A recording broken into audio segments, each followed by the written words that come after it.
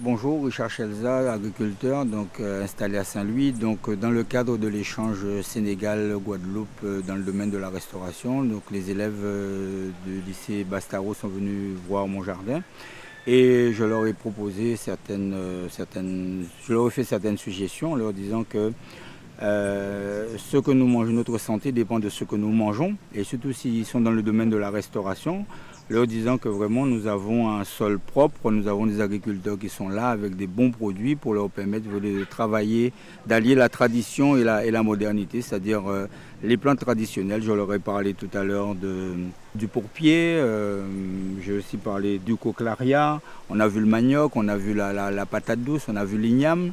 Et lorsqu'on voit comment au Sénégal et dans certains pays africains, comment la feuille de patate est utilisée alors qu'ici on n'en a fait aucun cas.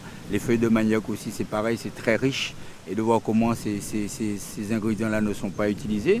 Donc je dis à la nouvelle génération de restaurateurs de se pencher sur ces attributs culinaires que nous avons au pays pour pouvoir mettre cela au goût du jour et simplement un retour aux sources. Parce que si en Afrique on l'utilise, pourquoi pas Marie-Galante l'utiliser, pourquoi pas faire une cuisine avec ces produits-là. Dans le jardin, nous avons vu plusieurs plantes, nous avons parlé de beaucoup de choses et surtout ce que je leur ai dit, nous devons allier la tradition et la modernité. On a parlé aussi du jardin créole. Le jardin créole avant c'était le garde-manger de la maison. Donc dans ce garde-manger on avait de tout, on avait les pois boukoussou, les pois savons, les pois d'Angole, on avait le chou, on avait le manioc, on avait la patate douce, l'igname, la banane. C'est-à-dire que lorsque nos parents voulaient nous nourrir, ils ne pensaient pas au supermarché, ils pensaient aller dans ce jardin créole qui était un vivier pour eux.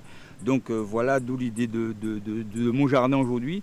C'est un jardin moderne, c'est vrai, mais j'ai gardé la tradition du grand jardin créole.